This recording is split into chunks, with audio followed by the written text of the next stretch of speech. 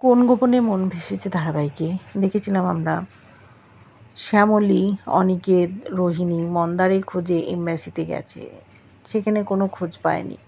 শেষে ওদের এক পুলিশ আঙ্কেলের কাছে গেছে, উনি বলেছেন তোমরাও চেষ্টা করো। ওরা গেছিলো সেই মন্ত্রীর কাছে যেখানে মন্দারে খোঁজ পেয়েছিল। মন্ত্রী ওদেরকে ওখান থেকে সরিয়ে দিয়েছে।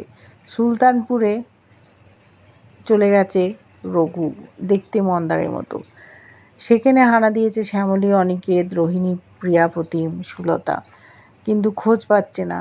অনেকে চেপে যাচ্ছে। শেষ পর্যন্ত ওরা একটা ধাবায় গিয়ে উপস্থিত হয়েছে। রাতের বেলা সেখানে আসে মন্দার, কিন্তু রাত বেড়েছে তবু আসেনি। যে ছেলেটা সকালে ওদেরকে খবর দেয়নি মন্দারে, সেই খবর দিয়েছে টাকার বিনিময়ে। কিন্তু আমরা যাকে মন্দার চিনি তারই লোকজন ধরে নিয়ে গেছে অনিকেত, শ্যামলী, রোহিণীকে। কী করবে ওদের সাথে? ও কি আদৌ মন্দার, নাকি মন্দারের মতো দেখতে অন্য কেউ? দেখতে থাকবো কী হয়।